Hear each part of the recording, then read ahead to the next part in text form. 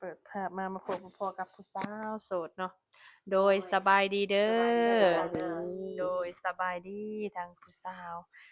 ทางเสมอเองก็สิขออนุญาตถามชื่อเนาะบางเทื่อ FC ใหม่หรือว่า FC เก่าเพิ่นอะไรเนาะก็ยังลืมชื่อเพิ่นว่า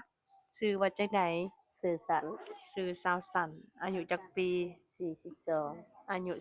42โอ้อายุ42ปีนี่เป็นผู้จบผู้งามเนาะ เป็นผู้สาวโสดบ่เอ่ยหรือว่าเป็นจั่งใดไม่ห้าเป็นผู้สาวโสดมีห้างเนาะมีลูกกันจักคน4คนมีลูก4คนลูกใหญ่แล้วบ่ใหญ่แล้วใหญ่เรียบร้อยแล้วเนาะได้ลูกไผลูกเขยแล้วบ่นี่ไปไผ่หนึ่งได้ไผหนึ่งแล้วโอ้แต่ว่าแม่เพิ่นนี่ยังโสดอยู่เนาะก็คือทางเสมอมื้อนี้เนาะได้มาแล้วก็มาถ่ายทางเอื้อยเพิ่นบ่แม่นหยังดอกบางคนก็เห็นเพิ่นเรื่อยอยู่แต่บางคนก็เข้าใจว่าเพิ่นน่ะมีแฟนเด้มื้อนี้ก็เลยมาถามเพิ่นว่าเอ้ยเจ้าโสดหรือว่ามีแฟนแล้วโสดคือเก่า โสดคือเก่ามี โดแฟนยมื้อนี้ก็เลยเอาเพิ่นมาเปิดใจซัเอ้ยเนาะโดเพราะยว่าเราไปนำกันเรื่อยแล้วก็เพิ่นยังบ่มีคู่ครองหรือว่าเจ้าของหัวใจหั้นแหละเอ้ยเนาะโดยอยากได้อยู่บ่เอ้ยอะอยากได้อีกแล้วอะอยากยังได้อยู่โอ้ยอยากได้ผู้บ่าวก็บ่ติเลยเนาะอยากได้คนภาษาภาษาเอ้ยเนาะโดยถ้ามันในกรณีทางเอ้ยอยากได้คนภาษาภาษาสิเอาอายุส่ำใด60ก็ได้50บ่โดยผู้บ่าวนี่ได้โดยพอห่างพอหมายเด้อจ้ะเอ้ย ว่าผู้หมายก็เอา เอาคือเก่าเนาะโดขอยแต่ว่าเพิ่นรับเราได้ทางเอื้อยสันนี่ออกมาเปิดใจไปอยู่นำสามีได้อยู่บ่ได้ได้อยู่ก็บ่มีปัญหาในเรื่องนี้เนาะก็ไปมาได้เลยเนาะแม่นโอ้มาได้ทางเอื้อยสันนี่เป็นโสดมาจักปีแล้ว7 ปีแล้ว7ปีเป็นโสดมา7ปีนี่ทางเอื้อยสันนี่เคยสร้างครอบครัวใหม่อยู่บ่ยังยังบ่เคยสร้างเลยโดยโอ้แต่ว่าก็คือว่าไอ้เนาะบ่มีคนที่ว่าถูกใจโดยก็เลยบ่ได้สร้าง โดย ก็หวังว่าออกมาเปิดใจในครั้งนี้เนาะก็หวังว่าหนุ่มๆเพิ่นสิมาปิดใจให้เอื้อยสันเนาะโดยทางเอื้อยสันนี้ได้จำกัดบ่ว่าต้องเอาผู้บ่าวทางใดทางไรก็ได้ทางใดก็ได้อายุของเพิ่นก็คือว่าไอ้เนาะโดย50 60เนาะเอื้อยสันเนาะโดยสิไปอยู่นำสามีก็ได้อาชีพการงานของเพิ่นเด้อจ้ะเอื้อยสัน ทำให้ทำนาก็ได้ แนวใดก็ได้เบิดอีกเนาะสิอายุหรือว่าเรื่องหน้าที่การงานของเพิ่นก็บ่ได้ติยันว่าอย่ามาเอาคนราชการแบบนี้นะหน้าที่การงานดีแบบสิไอ้สัตว์บ่ได้ตินะเนาะเอาได้เบิด เอาได้ ก็ขอแต่เป็นคนดี ถ้าจะเป็นคนดีแล้วพอฮักแพงเบิ่งแยงเฮาเลยเนาะแม่นโอ้แล้วถ้าว่าทางเอื้อยนี่ไปอยู่นำสามีก็ไปอยู่นำได้ได้สร้างสรรค์นำเพิ่นก็ได้เอ้ยเนาะได้อืม ทางลูกชายเพิ่นก็สิบ่ว่าบ่ถ้าว่าแม่สิมีครอบครัวใหม่บ่เพิ่นบ่ว่าเพิ่นก็ให้เอาโอ้คะแนทางนมีผู้ฮักแท้เขาเบิ่งแยงหั้นน่ะอ๋อก็คือว่าทางลูกชายนี่เพิ่นก็บ่ห้ามเนาะโดยขอแต่ว่าแม่มีครอบครัวใหม่หรือว่ามีคนที่ฮักความสุขนะมีความสุขแล้วก็ฮักแพงเฮาแท้เนาะโดยก็ยินดีแม่นบ่ดีมีแฮงอืมโดยทางเอื้อยสันได้ให้เฮ็ดนาอยู่บ่เฮ็ดเฮ็ดแต่ละปีได้ข้าวหลายเบ่ย ปิ้งได้ร้อยนะโอ้ได้ข้าวร้อยหนึ่งป๊าลูกชายหรือว่าลูกไผพาเฮ็ดบ่โดยโอ้ลูกชายเพิ่นก็ถือว่าใหญ่เบิดคุคนนี่เลยเนาะได้กินเหือกินแฮงเบิดเลยเนาะแม่คก็นใหญ่คือว่าไปแล้วสบายนะทางเอื้อยสันนี่ทางเอื้อยสันปัจจุบันนี่ไปเฮ็ดเวียกเฮ็ดงานหยังซะเอื้อยบ่ได้ไปเฮ็ดเวียกหยังมีแต่ปลูกผักไปเบิ่งนาแซงอืมไปแบบปลูกผักเฮ็ดหยังก่อนจะเว้านะเฮ็ดนาแซงเฮ็ดนาแซงโอ้เฮ็ดทุกปีบ่เอื้อยนาแซงนี่ แม่มันไปเฮ็ดเฮ็ดหน้าแซงนี่แต่ละปีได้ข้าวหลายบ่ก็บ่หลายปานใดได้กินประมาณจักพอกินกินเฮ็ดหน้าปีแล้วยังบ่พอยังเฮ็ดหน้าแซงอีกโอ้ยก็บ่ก็ก็ยอมรับอยู่เพราะว่าทางเอื้อยเพิ่นนี่เป็นคนดูมันปลูกผักไว้ขายนี่เอ้ยเนาะโดยในกรณีทางเอื้อยนี่เฮ็ดข้าวได้หลายแบบนี้หันน่ะเอาข้าวไว้ขาย เฮ็ดนาไปกินขายแหน่ก็ว่าเนาะ ขายแหน่ แบบนี้ก็ขาย เนาะเออโดยก็คือว่าทางเอยสันนี่เป็นคนดุมันเดี๋ยวคือทางเอยสันได้จำกัดอยู่บ่ต้องเอาผู้ชายหน้าตาแบบใดมักผู้บ่าวขาวหรือดำ ขาวดำก็รับได้ ขาวดำก็รับได้หุ่นเพิ่นได้ซะเอ้ยต้องเอาคนตุ้ยหรือคนจ้อยอะ ก็บ่เอาตุ้ยปานใด บ่เอาตุ้ย แล้ว เอาธรรมดา แม่นข่อยตุ้ยเด้อเด้ ถ้าสิเอาอันผู้บ่าวตุ้ยถ้าขี่รถจักรนำกันก็มันคือสิขี่ชนกันบ่ได้เนาะ แม่นอยากสอนก็บ่ได้มาตุ้ย เพิ่นก็แล้วมันก็บ่เสมอกันเด้ไอ้สันถ้าสิเอาสำกันมันก็รถมันก็สิไปเพียงกันเลยเด้บ่เนาะ ถ้ามันอยู่รอ ก็อยากถามว่าน้ำหนักเอ้ยสันหลายส่ำใดอะ 606โล โอ้66โลพอดีงามพอดีงามแน่น หลุ นะ ดแล้ว เพราะว่าหลายหนุ่มๆเพิ่นมักเด้มักผู้สาวมีน้ำมีนวลแบบนี้หันนะก็คือว่าทางเอ้ยสันนี่ก็น้ำหนักอันนี้ก็60ปลายอะเนาะ แม่น โอ้โอเค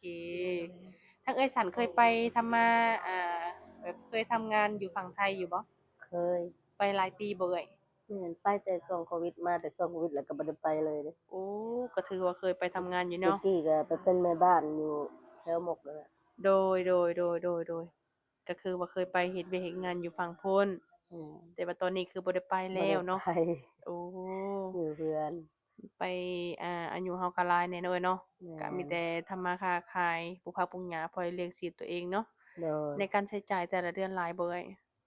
ก็หลายอยู่แหละ ใช้ประมาณจักล้านเบิดอะ โอ้เดือนละล้านพุ่น เออ เดือนละล้านก็ยังบ่อยากพอเลย เนาะ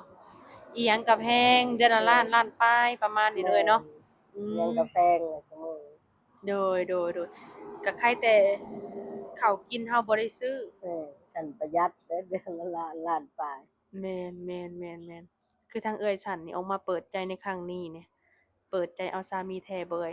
แท้ แท้เนาะ อืม ก็คือว่าทางเอ่ยฉันเพิ่นก็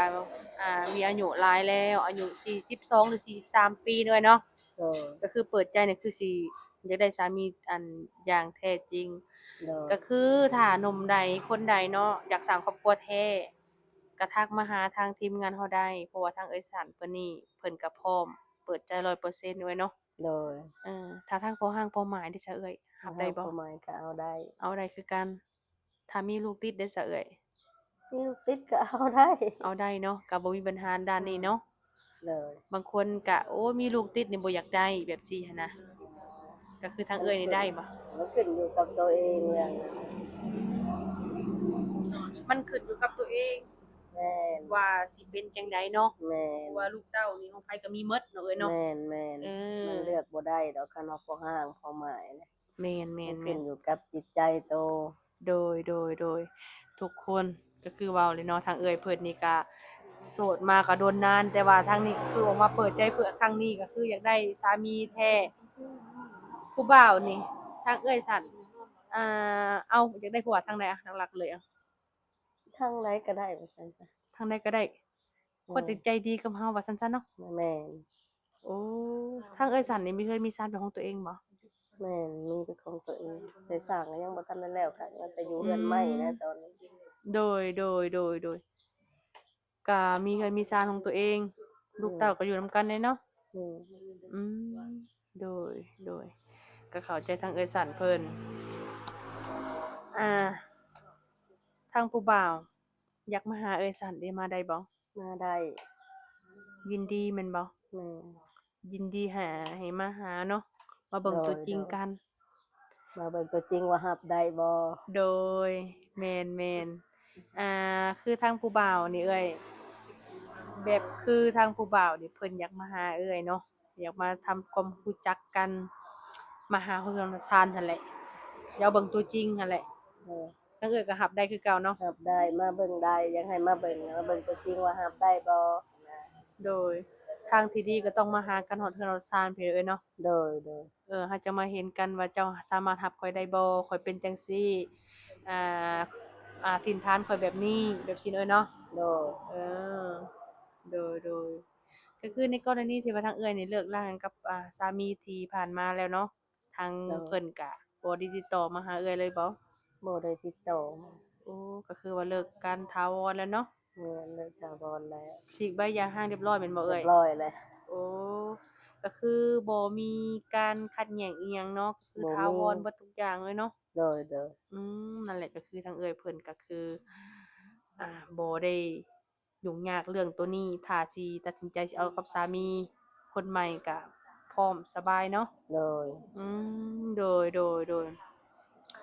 ทางเอื้อยผู้บ่าวแถวบ้านเฮานี่เพิ่นได้มาแบบเว้าหยอกเว้าหัวบ่เว้าลิ้นเว้าหัวบ่ก็บ่ได้เว้าหยอกเว้าหัวนะเขาบ่ได้ค่อยไปไสแล้วก็บ่ค่อยจะเว้ากับไผหั้นน่ะโดยเดี๋ยวเขาเจ้ามาลิ้นมาแซวแบบเอ้ยสาวสันเอ้ยข้อยสนใจเจ้าเด้แบบนี้ได้มีบ่บ่ซะเอ้มียบ่มี บ่มีหรือว่ามันเป็นทำนองคนบ้านเดียวกันแล้วก็คือบ่อยากล้มบ่อยากหยังก็ว่าไปเนาะแม่นเขาเคยเห็นกันก็ถามกันอยู่ว่าแบบเขาบ่ได้ว่าอยากมาล้มจังซั่นจังซี่หั้นน่ะโดยถ้าในกรณีถ้าว่าทางเอยสันนี่เนาะพบพ้อกับคนที่คนใหม่และพร้อมสิสร้างครอบครัวกับเจ้าทางเจ้าก็สิได้จัดการจัดงานแต่งบ่เอ่ยก็เอาตามของทางบ้านเสมืองนี่แหละก็ต้องได้แต่งงานใหม่บ่แม่นต้องได้แต่งเนาะแม่นต้องได้แต่งต้องมาสู่ขอหรือว่าฮ้องขอกับพ่อแม่เนาะหรือว่าโดอ้ายน้องยเขาเนาะๆๆอืคนในบ้านเฮาหรือว่าคนแถวเขตใกล้หรือว่าคนต่างแคว้นก็ได้เนาะได้ถ้าว่าส่วนหลายบางเทื่อเพิ่นอาจสิเห็นในโทรศัพท์หรือว่าทางยูทูบเนาะเพิ่นสนใจและเพิ่นแบบเสมอให้เจ้าพาไปหาเพิ่นนี่ได้บ่ก็คือสามารถมาได้แม่นบ่โดยได้คือเก่าเนาะโดยอืมโดยทางเอ้ยซั้นคิดอยากสิไปเฮ็ดเวียกเฮ็ดงานแถวบ้านเฮานี่คิดอยากไปอยู่บ่นี่คือจะไปอยู่แต่เป็นจังได๋เอ้ยซั้นไปมันไปนักแล้วเขาก็ถามว่าถ้าเอิ้นจักเทิงใดเขาสิเอิ้นไปสมัครแล้วแต่รอแต่เอิ้นแม่เมื่อยแต่เมื่อยแต่เมื่ท่าอยแล้ว จะรอ ตอนนี้อะเนาะบางเที่ยเพิ่นอาจสิติในการที่แบบว่าเฮาอ่ามีอายุหลายบ่แบบนี้เนาะก็มีส่วนด้วยเนาะแม่นแต่ก็อย่าดอกเฮาก็เบิ่งนี่แหละถ้ารอใช้เงินลูกชายเอาแม่นเนาะเอามาเปิดไปให้ใจครั้งไปด่าก็พอแหละก็โดเว้ายโดยเฮ็ดอยู่เฮ็ดกินท่าลูกอืมเว้าง่ายๆก็คือทางเอื้อยสันเพิ่นนี่ก็เป็นคนที่แบบว่าดูหมั่นทุกคนเลยเพราะว่าทางเสมอนี่ก็สัมผัสได้เพราะว่าก็เคยไปดินไปกินนำเพิ่นอยู่เพิ่นเป็นคนดูหมั่นว่าง่ายๆซะถ้าว่าคนใดได้สาวสันไปเป็นภรรยาก็คือว่าโชคดีแรงเพราะเพิ่นเป็นคนใจดีนั่นนี่นะมักยิ้มมักหัวก็บ่ค่อยมักปากหั้นนะแม่นบ่แม่นเนาะเป็นคนบ่ค่อยมักปากปานใดเอโดยทางเอื้อยสันเป็นคนมักเล่นมักกินอยู่บ่ บ่มักปานใดน่ะหึบ่มักปานใดบ่มักปานใดไปกินนั่นเหล้าเบียร์เด้จ้ะกินอยู่พอส่ำนั้นแหละโอ้ไปนำหมู่แล้วก็จิบโดยไปนำหมู่ให้กินแล้วก็จิบโดยก็คือว่าสามารถกินได้โดนๆเทื่อหนึ่งเนาะแม่อืนมในบัดนี้คือความหมายเอาไปก็คือความหมายก็คือทางเอื้อยสันนี่เรื่องเหล้าเรื่องเบียร์ก็กินได้พอหอมปากหอมคอเนาะแต่ทางฝ่ายชายเพิ่นกินนำแหน่ได้ซะกินเหล้ากินเบียร์ได้ซะมักอยู่บ่อะได้กินได้อยู่เนาะเอ้ยเนาะเด้อถือว่าเรื่องนี้ก็ถือว่าบ่มีปัญหาหยังเนาะเด้อสั่งคนเฮาก็มีเข้าสังคมบ้างเนาะเอ้ยแม่นคือในการอบรมกันนี่ทั้งเอ้ยนี่จำกัดเวลาบ่เอ้ยจักเดือนจังสิตกลงปลงใจกับเพิ่นตามแต่เขาตกลงปลงใจง่ายก็คือง่ายอะนะเพิ่นต้องเฮ็ดหยังแหน่ทั้งเอ้แต่ยสั่งผู้บ่าวล่ะบ่แม่ถ้าเพิ่นตกลงปลงใจอะไรก็เพิ่นก็มาฮ้องมาขอได้หั้นน่ะอืตามแต่เพิ่นลมเข้าใจง่ายบ่หรือบ่เข้าใจง่ายหั้นน่ะโดถ้าว่าลมเข้าใจกันแล้วนี่ก็คือหลักๆก็ต้องมาฮ้องมาขอเนาะเอ้ยเลย เอ่ถ้าร้องเพลงบ่ซะเอ้ยก็สำบ้านสำเมืองนี่แหละ สำบ้านสำเมือง อยู่บ่ได้คำ2บาทนะบ่หลายเอาคำ2บาทว่ะค่าดอง5ล้านก็พอแต่ว่าคำ2บาทเพราะว่าปานนั้นดอกบ่ได้ สำบ้านสำเมืองเฮา สำ เนาะ บ้านสำเมืองแล้วสำเอาได้หั้นแหล้วเนาะ เราก็ดอง2บาทแต่ข่อยบ่ได้เลยหัวนี่ ว้าวน้อยพ้น นั่นได้ก็บ่ดีเอาจังได๋ เว้าได้กะหาโหดแบบนึก 5 ล้านเข้ามาฮู้พอแล้วเนาะ เว้ามันจะมาถามเมียกูชองลางเจ้า 2 บาทมันคือแพงโพดได้จ้ะ อ้าวกะมันเกินพ้นแล้ว เอาทำได้ซะเอาทำได้เอาแคลคิดว่าค่ำนะคันว่าเอาหลายนี่บ่ได้ผัวได้คันเอาน้อยได้ผัวไอ้สัตว์คิดว่า เอาดำบาดนี่ก็เยอะเนาะ คำบาทหนึ่งจ้าเนาะเอ้ยเนาะ โดย คำบาทหนึ่งขนมเท่าไร30 ล้านบ่ โดย กระดกอยู่เกือบ100 ล้านบ่นั่นน่ะเอ็งนักเข้ามาอีก เขาเบิ่เลยเป็นบ่ บ่ถอกเบิด คำนี่ก็เอ้ยสันคอยถกไปตำลังนํกัน อืม ผ่อนใจายมันบ่ เอา เอ้ย ดัง เนาะ แต่สบายใจนะ แม่ เลยเนาะ ซับซ้อนก็เดียวเลย บ่หยอกกำแก้มแท้นี่ก็แม่นมีนะ โดยก็ถือว่ามื้อนี้ก็มีโอกาสได้มาสัมภาษณ์ทางเอื้อยเนาะปกติก็ไปนํกันแล้วก็หรือว่าหาทางเอื้อยเพิ่นไปหาประตูก้อนแบบนี้นะเนาะ โดย จนว่าFC หลายๆคนจะเข้าใจว่าทางชาวสานนี่เป็นเมียประตูแต่ความเป็นจริงแล้วบ่แม่นเนาะ พ่อแม่นนะ สถานะอีหยังนี่ก็คือยังโสดเนาะ โดย แต่แบบประตูก่อนนี่บ่แม่นสเปคเอื้อยบ่ บ่ เราเห็นในคลิปนี่เราสิบ่พงบ่เราเห็นคลิปนี่เราสิบ่พงเนาะประตูก่อน แต่ว่าเอ้ยสันนี่บ่ให้โอกาสเราเลยแม่นบ่เอ้ยสัน บ่ได้ให้โอกาสแล้ว คือแบบบ่ได้คิดแบบสู้แบบแฟนเนาะ บ่ได้คิดแบบสู้แบบแฟน มีแต่ว่าฮักแพงกันแบบ แม่ อ้าย น แบบน้อง เรื่อง เนาะ เคยกันคือ สมมุติว่าในคำ2 บาทเราสามารถหาให้ได้ดิฉันสิบ่เอาบ่ บ่เอา เท่าใดก็ถือว่าบ่ บ่ เอา เอา เนาะ 2 บาทกับเงิน50 ล้านเด้ ก็บ่เอา เอาได้สันเพราะว่าคำ2 บาทก็100ไปล้านเลย แล้วก็แล้วทรัพย์สมบัติหนาเพิ่นสิมอบให้เจ้าได้ แม่นเซ็นชื่อเป็นเอ้ยสันเลย ก็บ่เอา บ่เอาอีกเอ้ยสันจังบ่ยอมเอาอยู่ ก็บ่เอา บ่เอาน่าก็หล่ออยู่เลยไอ้สัน กินปลาจะอยู่บนน้องนี่เอาเพิ่น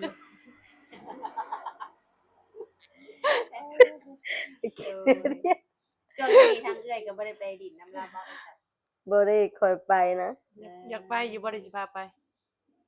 บ่มีแต่เพิ่นแล้วอยากมา โอ้อยาก เพิ่นเลยได้ยินข่าวว่าจะมาหาเจ้าแล้วเพิ่นจะมา เพิ่นว่าเพิ่นอยากมามื้ออื่น มามื้น โอ้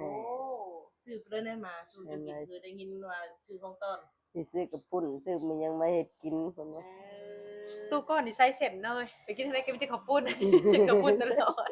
เฮาจะเป็นเสร็จเด้อ ยังมีเส้นชายสังเก สาย ต สำ ว่า คัญ เวลาเพิ่นกินข้าว โดย กับเอ้ยสันเพิ่นมีความสุขแหละการกินข้าวกินน้ำก็คือว่ากินละกินหลายกว่าปกติหั่นน่ะ โอ้บ่ติด40,000เอ้ยซั่น แม่ เนาะ กิน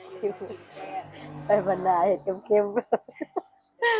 ไปวันน่ะสิเก็บบ่ได้ ได้ เด้ มื้อนี้เพิ่นจะมาทางหื่นจะบ่รู้ว่า ๆเพิ่นอยากมาหั่นน่ะก็คือยังบ่ได้ให้คำตอบเพิ่นนะ โอ้ นอนคิดก่อนเนาะคืนนึง คือมื้อเช้าบ่ได้จังฮู้เนาะบัดนี้ เล็กแล้ว หิวปลาเป็นพวงมาสู่ไอ้สันกินเลยเนาะ เรามี น้อง อยู่ทางหื่นนี่เนี่ยอ้อหนาบ่มื้อนี้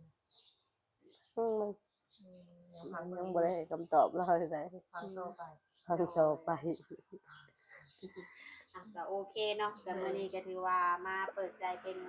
ทางการเนาะเอ้ยสันเนาะเปิดใจหาคู่หาคิงเนาะ โดย เป็นโสดมานี่ก็ล้นเติบเนาะ โดย7 ปีเลย 7 ปีคุณน่ะ ล้นแฮงอันนี้เนาะ